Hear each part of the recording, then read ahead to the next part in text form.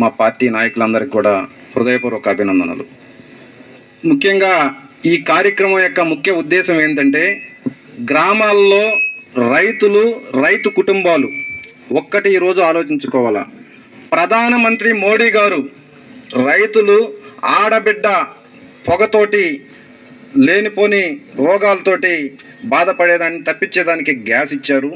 అలాగే రైతులు బాగుంటే ఈ దేశం సుభిక్షంగా ఉంటుందని చెప్పి మొట్టమొదట ఈరోజు రైతులకు డిఏపి బస్తా కానీ, యూరియా బస్తా కానీ, వీటిల్లో ఒక యూరియా బస్తాకి 2000 రూపాయలు సబ్సిడీ ఇస్తున్నది. ఇది ఈరోజు ఎప్పుడు కూడా ప్రభుత్వం రైతుల గురించే ఆలోచిస్తుంది. ఈ చేసే పనుల గురించి రైతులకు వివరించాలనే ఉద్దేశంతో మోడీ గారు గత స్వతంత్రం వచ్చినప్పటి నుంచి ఎవరో కూడా రైతులను పట్టించుకున్న పాపాన పోల.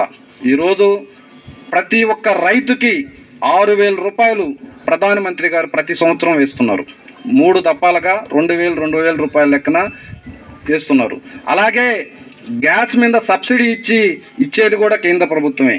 అలాగే మన పురుగు మందులకి కానీ, యూరియా కానీ, డిఏపి కానీ, ఏదైనా సరే రైతులకు సంబంధించినటువంటివి పూర్తిగా కేంద్ర ప్రభుత్వ నిధులతోటి సబ్సిడీతోటి ఇస్తున్నాయి. ఈరోజు తెలుసుకోవాల్సిన అవసరం ఉంది.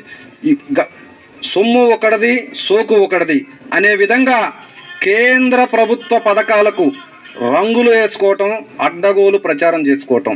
ఈరోజు జాతీయ స్థాయిలో దేశంలో రైతు బాగుండాలని పదే తపన పడుతూ రైతుకి మద్దతు ధర, ఖచ్చితంగా మద్దతు ధర, పండించిన ధాన్యానికి మద్దతు ధర, ధాన్యం కానీ, పప్పులు కానీ ఏదైనా సరే ఈ విదేశాలకి ఎక్స్పోర్ట్ చేసుకునే దానికోసం, లేదా మన ప్రాంతం నుండి ఇంకొక ప్రాంతానికి ఎక్స్పోర్ట్ చేసుకునే దానికోసం కిసాన్ రైలు, అంటే రైతులు పండించిన ధాన్యం కానీ, పండ్లు కానీ వీటిని ఎక్స్పోర్ట్ చేసుకునే దానికోసం కిసాన్ రైలు అనే ఒక పథకాన్ని